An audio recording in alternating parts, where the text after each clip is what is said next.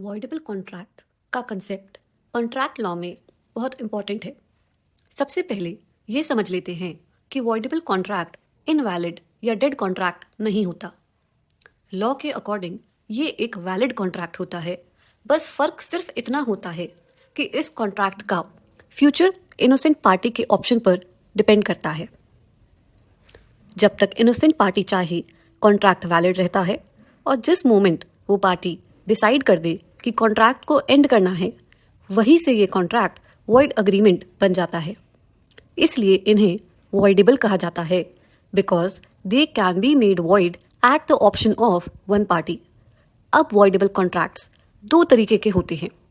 पहला, initially voidable contracts, जो कि सेक्शन 19 और 19A में दिए गए हैं।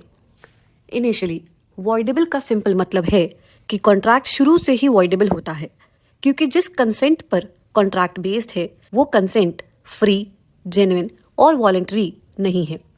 कॉन्ट्रैक्ट फॉर्म तो हो जाता है, लेकिन कंसेंट लेने के टाइम ही कोई लीगल डिफेक्ट हो चुका होता है।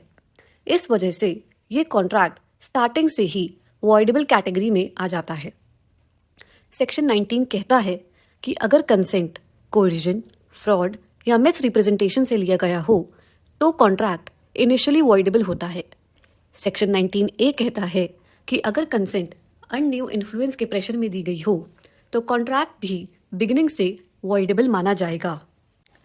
यानी यहाँ प्रॉब्लम परफॉर्मेंस में नहीं, कंसेंट की क्वालिटी में होती है, और इसीलिए इनोसेंट पार्टी के पास राइट होता है कि वो कॉन्ट्रैक्ट को कंटिन्यू भी कर सकती है और एंड भी कर सकती है। दूसरा टाइप आता है सब्सिक्वेंटली वॉइडेबल कॉन्ट्रैक्ट्स, जो कि सेक्शन 39, 53 और 55 में दिए गए हैं। इस कैटेगरी में कॉन्ट्रैक्ट बनते वक्त बिल्कुल वैलिड होते हैं, कंसेंट फ्री होती है, सब कुछ प्रॉपर होता है, लेकिन बाद में परफॉर्मेंस के समय किसी पार्टी की कंडक्ट की वजह से कॉन्ट्रैक्ट वॉइडेबल बन जाता है। सेक्शन 39 कहता है कि अगर एक पार्टी क्लियरली परफॉर्म करने से मना कर दे तो कॉन्ट्रैक्ट वॉइडेबल हो जाता है।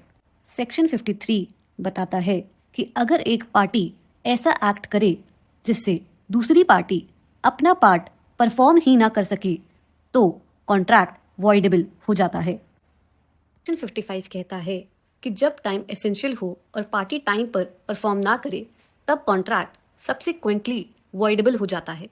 यानी यहाँ डिफेक्ट कॉन्ट्रैक्ट बनने के बाद परफॉर्मेंस स्टेज पर होता है, इसीलिए ये सब्सिक्वेंटली वॉइडेबल कहलाता है।